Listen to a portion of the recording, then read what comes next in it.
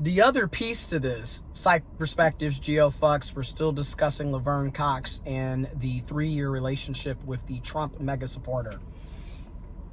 The other aspect of this, and I'm also speaking from my opinion and my personal experiences, and also looking at other people and their experiences and perspectives. Again, I am intersex. I was born intersex. I identify as an intersex transgender man who happens to be gay, queer, pansexual, black, African-American, person of color. Yeah. The trifecta. You know what I'm saying? No, but for real. The other aspect of this is I also notice within the trans community, and really, it isn't just the trans community. I would argue that any marginalized demographic of people are probably going through this, have gone through this, or will go through this. And what I mean is, dating and love when you're not conventional is not the same as it is for somebody that is considered to be conventional. So when we're looking at it from a gender perspective, cisgender people are conventional. That's what, it's conventional for you to be a cisgender person. Whereas an intersex person, as a transgender person, as a non-binary person, as a gender fluid person, anybody that is operating on the outside of being cisgender, we are not considered conventional. So our dating opportunities are not the same as our cisgender counterparts. And to sit up and act like we all have the same opportunities, knowing good and damn well that is not the truth. I'll give you another example. People who are disabled, people who are living with disabilities, do not have the same options to date and mingle as people that are able-bodied. Another example. People that are quote-unquote fat. I got a gut myself now. Look at that. That big boy got a gut. I got a gut now. People who are quote-unquote fat. People who are obese. If you are a man and you are not 6 feet or taller, you likely don't have the same opportunities to date as your other male counterparts that are 6 feet and taller. People, everything is a social construction, and we're literally taught by society what's conventional, what's attractive, what's unconventional, what's unattractive. And a lot of us base our dating and love and sex interests off of those social constructions. So I just wanted to give a few examples of that, right? Like if you are, so as a trans person, a lot of times, I can't speak for all of us because I'm one person. Laverne Cox is one person. We are individuals. So I can't speak for every single intersex person, every single trans person, every single non-binary person. I can only speak for myself. So speaking on a personal perspective, personal experiences, my personal opinion, dating is not the same for me as it is for my cis counterparts. Whether they're cis women, cis men, it's just not the same. A lot of times, people, in my experiences, they're not really interested in dating trans people, or they don't want others to know that they're dating trans people. They don't want others to know that they're attracted to trans people. And I'm here to tell you, like, if you're a trans person, an intersex person, a non-binary person, you fall under the transgender umbrella.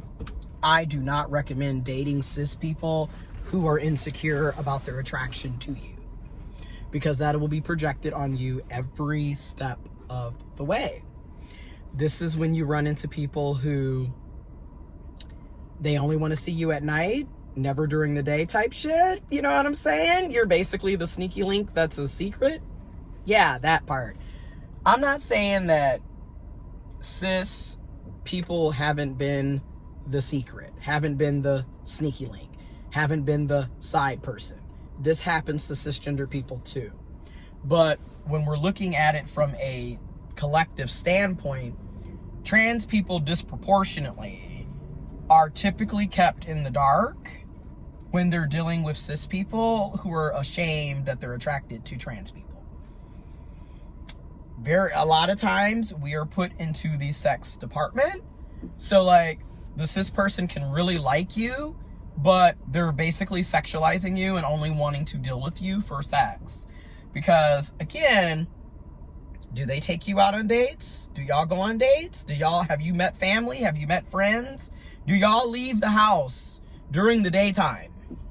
The fact that we have to have these breakdowns and these conversations in of itself highlights how sad it is. Because a lot of us that are in the trans community, I'm not gonna say a lot of us, some of us in the trans community can relate to what I'm talking about.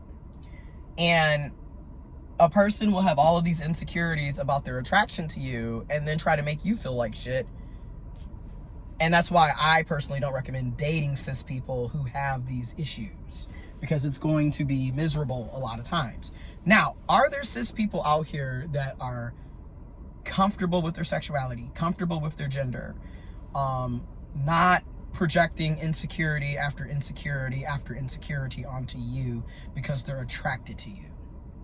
There are plenty of cis people that are dating trans folks, that are in healthy romantic relationships with trans people, that have no problem being seen in public with you, taking pictures with you, having a title and a label to define what the relationship is between you and that person.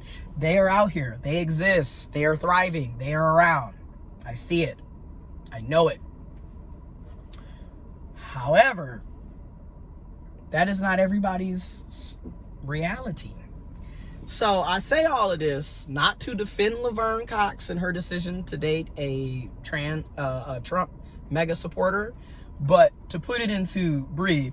When you are a marginalized demographic and say you've never had the experience to date, be in love, have a love interest, have a love partner, have a romantic partner, a lot of times whoever is giving you that attention, you're going to flock to them, because it does feel good for somebody to actually validate you, actually put forth an interest into you. And a lot of us in the trans community, we literally were not allowed to be ourselves for years, decades, the vast majority of our life. Okay, Lord willing, I'll be 33 in October. I came out the closet October 11th, 2018. I'm nearly 7 years out of being alive for nearly 33 of living my truth. So the vast majority of my life was spent living a lie. So a lot of us didn't get to have the boyfriends, the girlfriends, the boos, the bays. We didn't date. We didn't even have sex in some cases because we were so detached from our own bodies and like uncomfortable. Body dysmorphia and gender dysphoria is real, y'all. Okay, like, so a lot of us didn't do the coming of age milestones that a lot of our cisgender and especially our cisgendered heterosexual counterparts got to participate in. So getting in a relationship is a part of that Maslow's hierarchy, really, because you can't really get to a lot of these hierarchies unless you have certain resources, certain support, and it is what it is.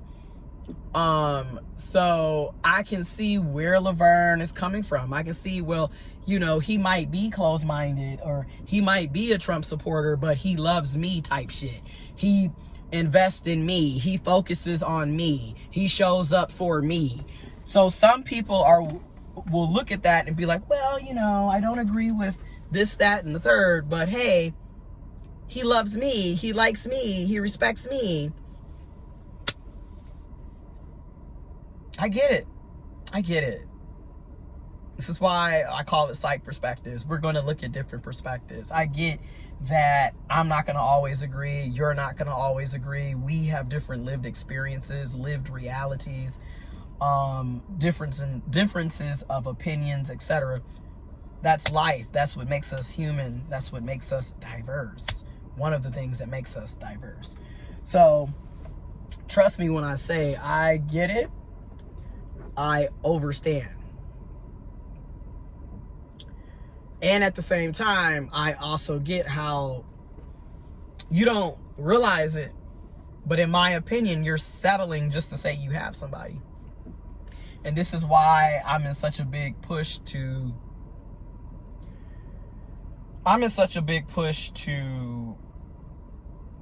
decenter romance and decenter romantic relationships, because I feel like we put so much emphasis on being able to have a romantic partner that things that we wouldn't let slide, case in point, there's things that people will cut a friend off permanently for, they would never do to their romantic partner. Their romantic partner could be a racist, homophobic, transphobic bigot, cheat on them, beat on them, lie to them, steal from them, and you will take him, her, or them back. Meanwhile, your friend doesn't respond to a birthday invitation, and you're willing to cut that friendship of over 10 years off because they didn't respond to your birthday invitation. You see where I'm going with this? We put romantic interest on a pedestal that they don't deserve to be on, in my opinion.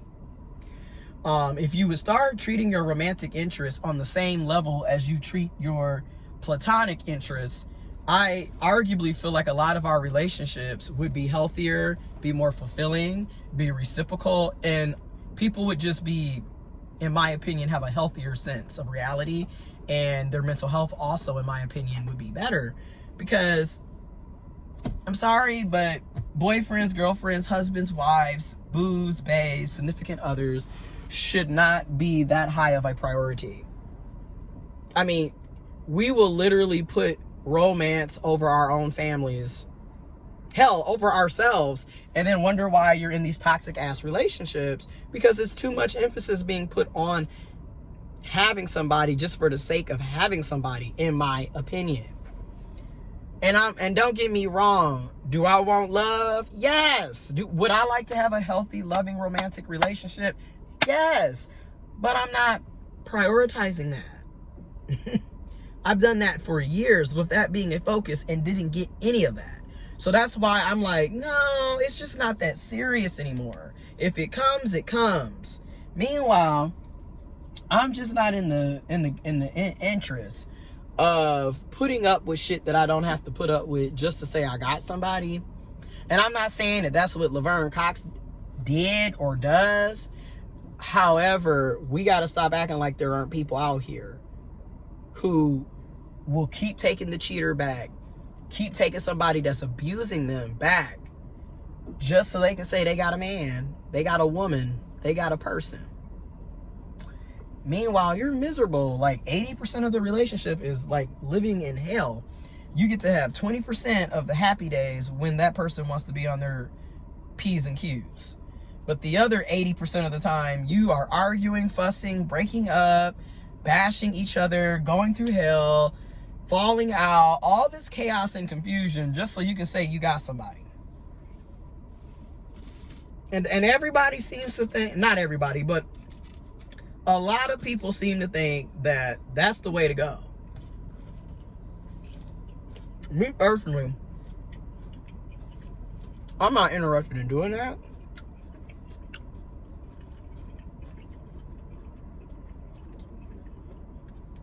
Because number one, I've done it, and I didn't even have a real relationship. Number two, it's a lot of energy, whether it's your mental energy, your physical energy. It's a lot of time. It's a lot of money. It's a lot of stress. I'm just getting to the point where if you're not matching my energy, or if you can't bring more of what I already can bring myself, and you're bringing me down, or I feel drained after dealing with you, I don't want to be trying to pursue you for a friendship, a romantic ship, none of that. And also, if I'm not providing more of what you already have brought, if I'm bringing problems to you, if I'm bringing negativity to you, if I'm draining you, if you feel depleted and tired after any type of engagements with me, cut my ass off too. Because I just don't recommend that. Because a lot of us are literally willing to forego our own peace just to say we got somebody, and that shit's toxic and dysfunctional. You are going to be miserable doing that. And I'm sorry, but when I seen the Laverne Cox situation, I was just like, yeah, it's giving, you know what I'm saying? In my opinion, it's giving settling just to say you got somebody. I can be completely wrong. I can be wrong as hell. But yeah. And I'll also say it's funny seeing people who willingly get with folks that are on the DL also bashing Laverne Cox, because like, you're literally dating a DL loser. You are the least to be talking about Laverne. Okay, at least he's openly out.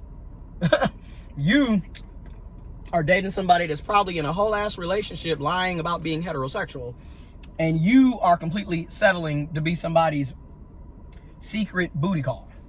So in my opinion, you shouldn't really be talking about Laverne either, because y'all both kind of on the same wavelength with that one. But okay, I get it. People want outside validation. People want love. People want that romantic love in particular. I get it. And don't get me wrong, right? Because that's the other thing. This video getting long, so I'm going to end it here. But we're humans. Humans are social creatures. With that being said, we do need outside validation. It can't just be us validating ourselves 24/7. At some point, you do need other people to validate you. However, your entire life, your entire well-being should not be revolving around outside validation. That's the thing. You got to find a balance, is basically where I'm getting at. If any of this even makes sense. If I even remember to upload this video. Because I'm always saying I'm going to do something, and then I end up getting super busy, sidetracked, and then I don't even end up doing half the stuff I said I was going to do. But that's just my take on it. Let me know what y'all think. I'm out.